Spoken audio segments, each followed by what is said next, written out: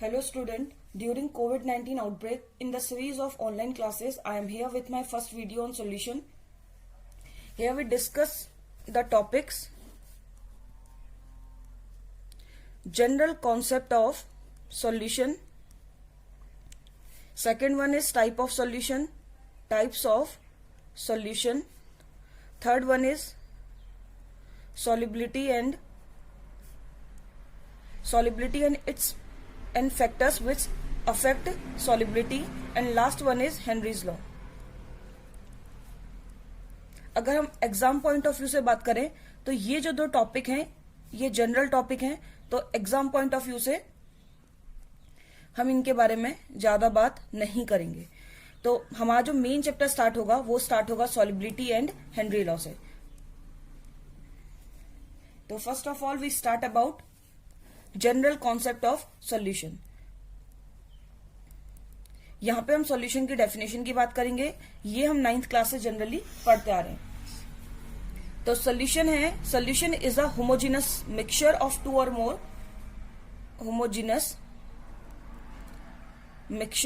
और more pure substances.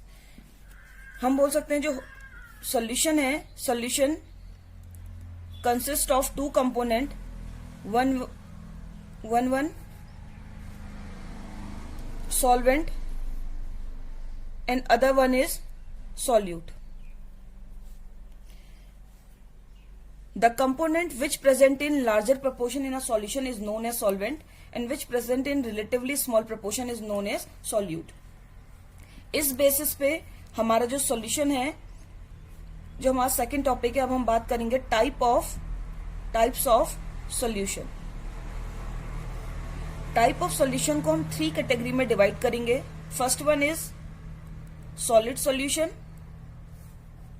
Second one is liquid solution and third one is gaseous solution.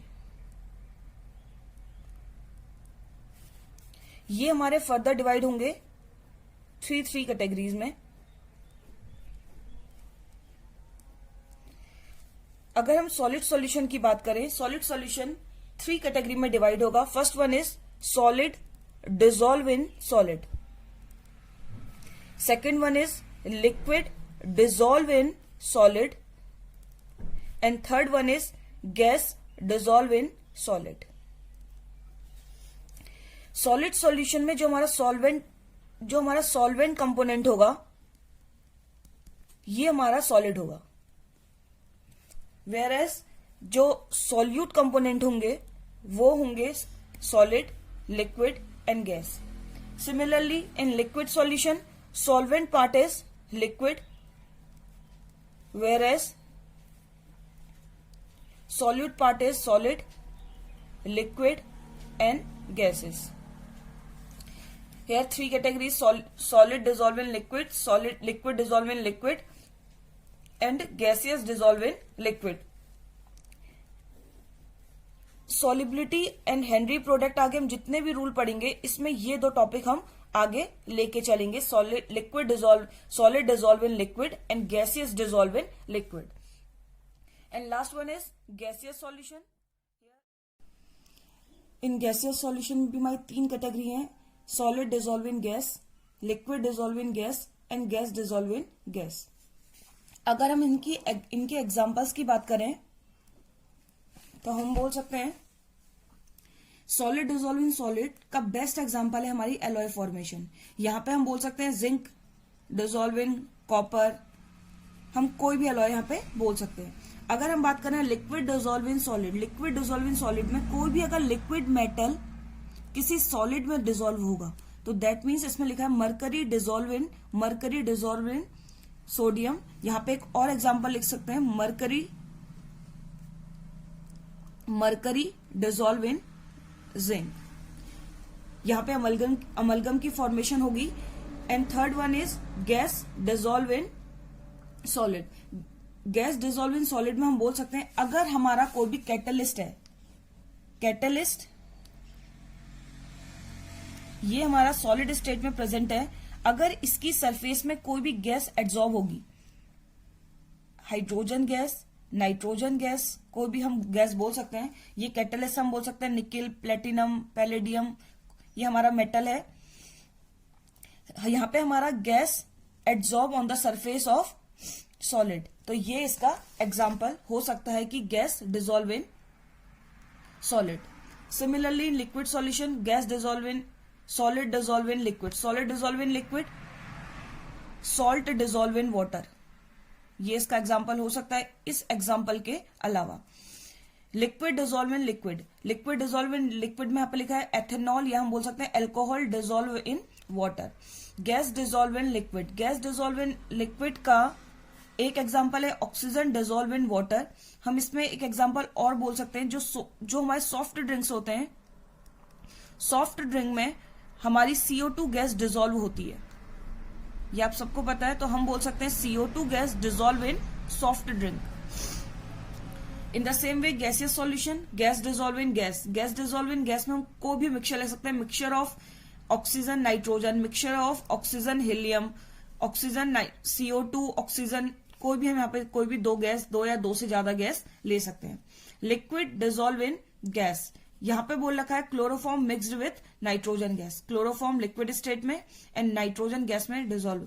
Solid dissolve in gas, solid dissolve in gas में हम जानते हैं camphor, या हम यहाँ पे बोल सकते हैं नेप्थलीन, ये सारी चीजें कौन से स्टेट में होती है, सॉलिड स्टेट में होती है। अगर ये किसी भी गैस में डिजोल्व होगी, नाइट्रोजन गैस या किसी भी गैस में डिजोल्व होती है, मिक्स होती है, तो ये हमारा एग्जाम्पल होगा सॉलिड डिजोल्व इन गैसेस।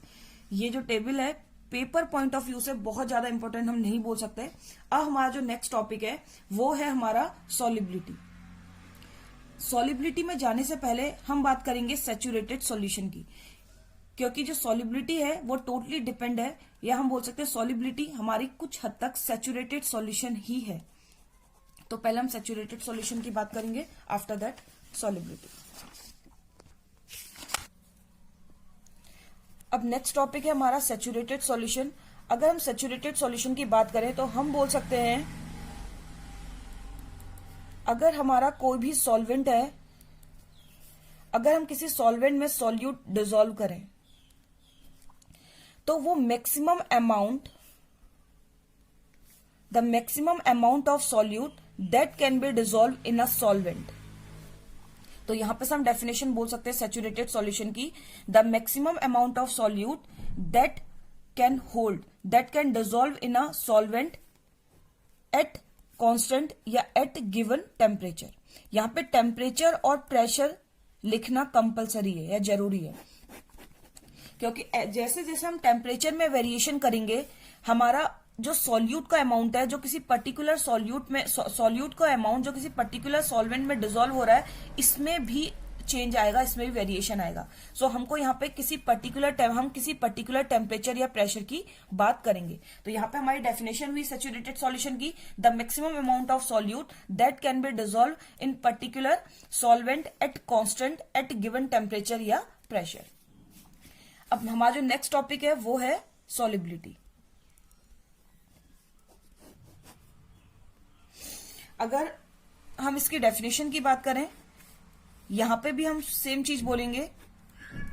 अगर हम क्वांटिटी फिक्स करें तो हम बोल सकते हैं, अगर हम सॉल्वेंट को लीटर के टर्म में ले रहे हैं और सॉल्यूट को ग्राम के टर्म में, तो हम बोल सकते हैं maximum amount of solute dissolve in particular amount of solvent at constant temperature and pressure. इसकी डेफिनेशन एक चीज हम और बोल सकते हैं, maximum amount of solute that can be dissolve in 100 gram of solvent at a specific temperature. ये definition यहां पे लिखी है। It may be defined as the maximum amount of solute that can be dissolve in 100 gram of solvent at a specified temperature. अब हम बात करेंगे factors affecting solubility.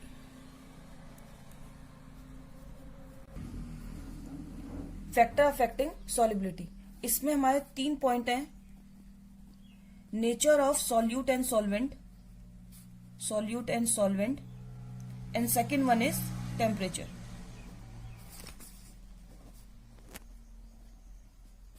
Nature of solute and solvent. Nature and solute and solvent में हम 3 type of interactions के बारे में बात करते हैं. First one is interaction solute solute interaction. Second one is solvent solvent interaction. And third one is solute solvent interaction. अगर हम सॉल्वेंट, हम वाटर लें as a solvent, water as solvent, तो हम देखेंगे यहां पे 2 टाइप की एनर्जीज हमारे सॉल्युबिलिटी को अफेक्ट करेंगी. First one is lattice energy and second one is hydration energy.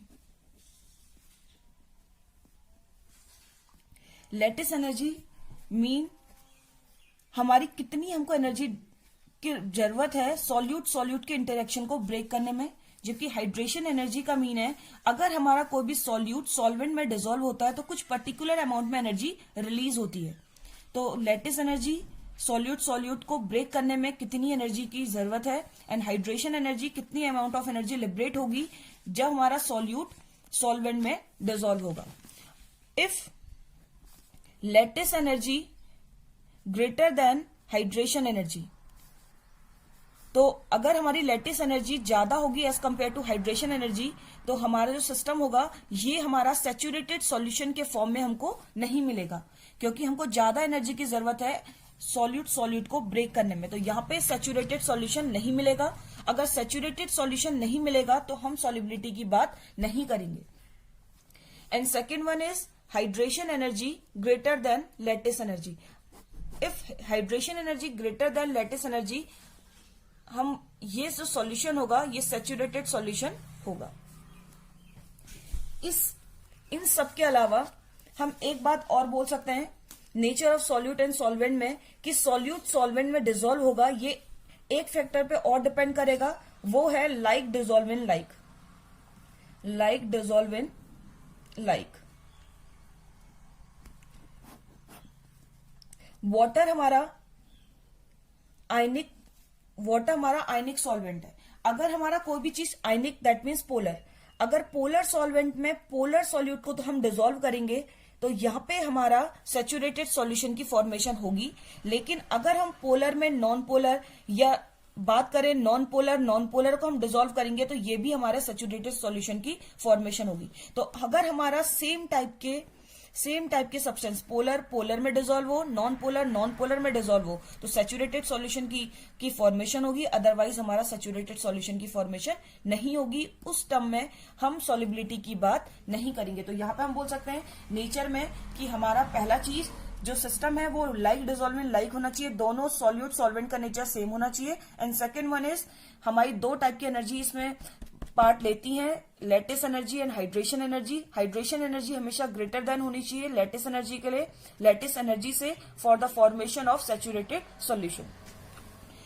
And second one is temperature.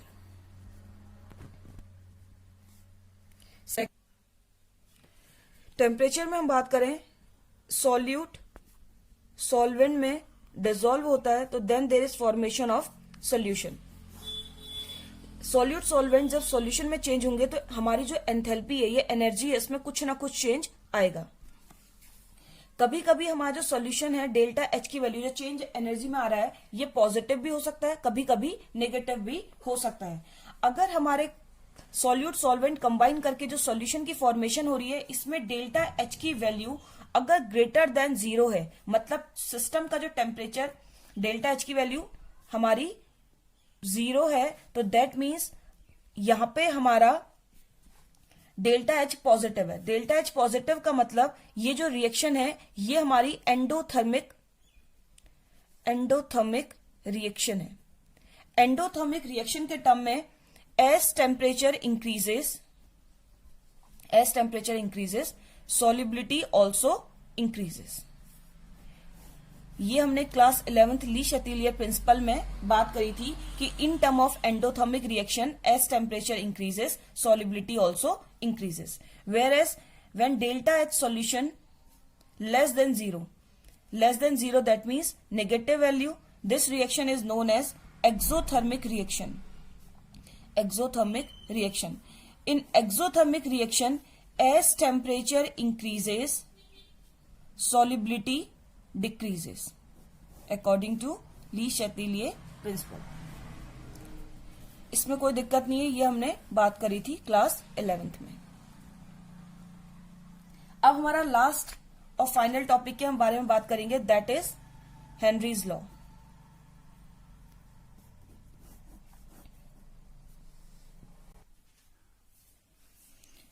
Henry law में हम बात करेंगे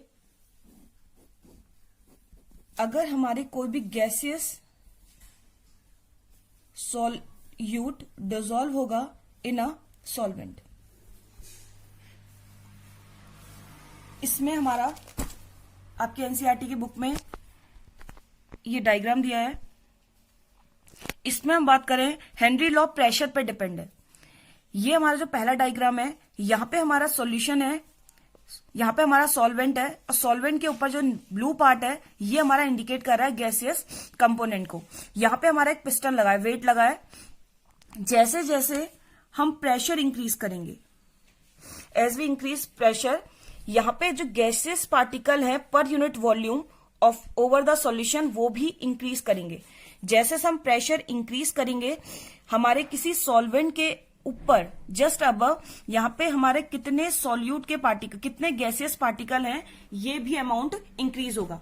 अगर हम बात करें यहां पे अगर मेरे 20 गैसियस पार्टिकल हैं तो यहां पे हमारी कंसंट्रेशन इंक्रीज हुई है. यहां पे हम बात कर सकते हैं यहां पे 100 पार्टिकल्स हैं तो यहां पे इंटरेक्शन भी बढ़ेगा. तो यहां पे हमारे ज्यादा जो सॉल्यूट पार्टिकल्स हैं, ज्यादा गैसियस पार्टिकल इसमें डिसॉल्व होंगे. तो ओवरऑल हम इस बेसिस पे बोल सकते हैं in Henry law, the solubility of a gas in a liquid is directly proportional to the pressure of a gas. जैसे जैसे हम प्रेशर इंक्रीज करेंगे, हमारी गैसियस पार्टिकल की जो solubility है वो वाटर में इंक्रीज करेगी एट अ पर्टिकुलर टेम्परेचर. यहाँ पे हमारा जो टेम्परेचर है वो कांस्टेंट है. तो ओवरऑल हम डेफिनेशन बोल सकते हैं, Henry law state that at a constant temperature the solubility of a gas in a liquid is directly proportional to pressure. अगर हम इसको मोल फ्रैक्शन के टर्म में बात करें, यहां पे हमारे मोल फ्रैक्शन का अमाउंट ज्यादा होगा और यहां पे मोल फ्रैक्शन का अमाउंट कम होगा. तो हम बोल सकते हैं कि जो प्रेशर है वो डायरेक्टली प्रोपोर्शनल है मोल फ्रैक्शन के. मोल फ्रैक्शन किसके? सॉल्यूट के मोल फ्रैक्शन के.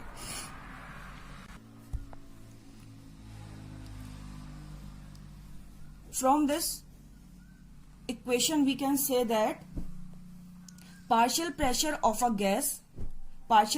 a gas in vapor phase is directly proportional to mole fraction of the gas in the solution. P equal to, यहां पे हम एक कांस्टेंट यूज करेंगे, कांस्टेंट है KH x, where KH is termed as Henry's law constant.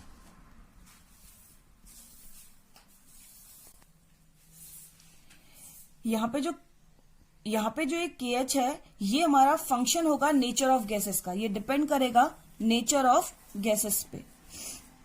जैसे जैसे gases, अगर हम डिफरेंट गैसेस की बात करें तो KH की वैल्यू में भी डिफरेंस होगा. KH की जो वैल्यू है ये इनवर्सली प्रोपोर्शनल होगी सॉल्युबिलिटी के. तो हम बोलेंगे अगर हमारी KH की वैल्यू ज्यादा है तो दैट मीन्स सॉल्युबिलिटी की वैल्यू कम होगी. ये आपकी एनसीईआरटी की बुक में एक टेबल है, यहां पे आप देख सकते हो. KH की वैल्यू जैसे जैसे KH की वैल्यू बढ़ेगी किसी सिस्टम में सॉल्युबिलिटी डिक्रीज होगी एट अ कांस्टेंट टेम्परेचर.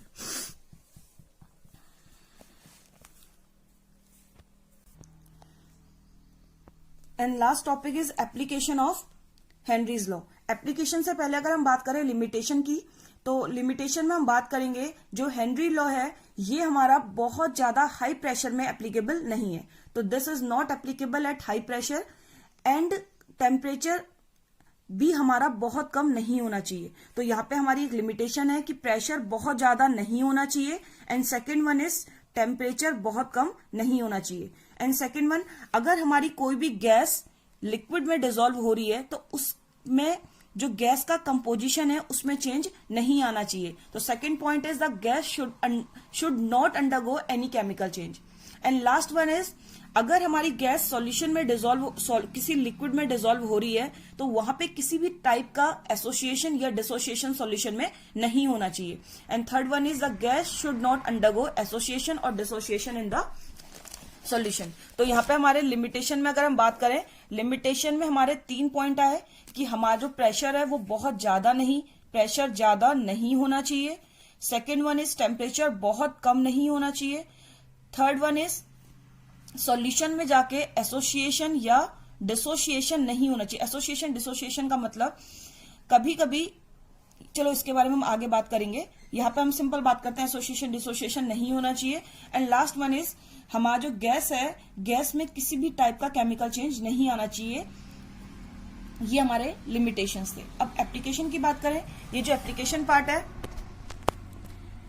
ये आपका थ्योरेटिकल पार्ट है। आप एनसीईआरटी के पेज नंबर 46, पेज नंबर 40 में से देख सकते हैं। अगर थोड़ी बात करी जाए तो ये हमें पता है कि अगर हम कभी भी किसी सॉफ्ट ड्रिंक में CO2 डिसॉल्व करते हैं तो हमको बहुत ज्यादा हाई प्रेशर की जरूरत होती है, क्योंकि जितना ज्यादा प्रेशर होगा CO2 की किसी सॉफ्ट ड्रिंक में, जो सॉफ्ट ड्रिंक या सोडा वाटर में सॉलिबिलिटी उतनी ही ज्यादा होगी। जैसे ही हम प्रेशर रिलीज करेंगे तो जो CO2 गैस है वो भी बबल्स के फॉर्म में हमारे सॉफ्ट ड्रिंक या सोडा वाटर से निकल जाएगी। एंड सेकेंड वन इज, यहाँ पे बेंड्स और एनॉक्सिया में बताया गया है। अगर हम बात, and next topic is anoxia. Anoxia condition है, जैसे जैसे हम हायर एल्टीट्यूड की तरफ जाते हैं, हायर एल्टीट्यूड की तरफ जाते हैं तो हायर एल्टीट्यूड में प्रेशर हमारा डिक्रीज होता है, प्रेशर डिक्रीजेस। जैसे जैसे प्रेशर डिक्रीज होगा हमारे ब्लड में ऑक्सीजन की जो सॉलिबिलिटी है वो डिक्रीज करेगी। हायर एल्टीट्यूड में लो प्रेशर के कारण हमारी जो ऑक्सीजन की जो सॉलिबिलिटी है वो ब्लड में डिक्रीज करती है। अगर ये अगर हमारी सॉलिबिलिटी डिक्रीज करेगी तो हमारी जो बॉडी है वो वीक फील होगी, और इसी कंडीशन को हम बोलते हैं anoxia. And last one is bends. ये भी हमारी एक मेडिकल कंडीशन है। अगर हम बात करें, ये हमारा ग्राउंड लेवल है। जैसे जैसे हम नीचे की तरफ जाते हैं, अंडर वाटर, नीचे जाते हुए हमारा प्रेशर इंक्रीज होता है, प्रेशर इंक्रीज होगा तो हमारे ब्लड में नाइट्रोजन, ऑक्सीजन तो हमारे ब्लड में डिसॉल्व होती है, ऑक्सीजन के साथ साथ नाइट्रोजन की कंसंट्रेशन भी इंक्रीज होगी, नाइट्रोजन की सॉलिबिलिटी इंक्रीज होगी। लेकिन जैसे ही वापस हम सरफेस में आएंगे तो हमारी जो नाइट्रोजन की जो सॉलिबिलिटी है वो धीरे धीरे ग्रेजुअली डिक्रीज होना स्टार्ट करेगी, और जो नाइट्रोजन है, नाइट्रोजन गैस बबल्स के फॉर्म में हमारी बॉडी से या ब्लड से रिलीज होने लगेगी। इस प्रोसेस में ये कभी कभी हमारी जो कैपिलरीज हैं या हमारी आर्टरीज, वेन, किसी भी चीज को हम बोले तो इनके बीच में से निकल जाती है। तो ये जो कंडीशन है ये बहुत पेनफुल कंडीशन है, या बोल सकते हैं बहुत डेंजरस कंडीशन है। इसी कंडीशन को हम बोलते हैं बेंड्स, कि जो नाइट्रोजन है सरफेस में आते ही हमारी बॉडी से, हमारे ब्लड से बबल आउट होने लगती है। तो इस कंडीशन को अवॉइड करने के लिए जो हमारे टैंक्स यूज होते हैं स्कूबा डाइवर्स में, हम उन्हें डाइल्यूट करते हैं विथ हीलियम।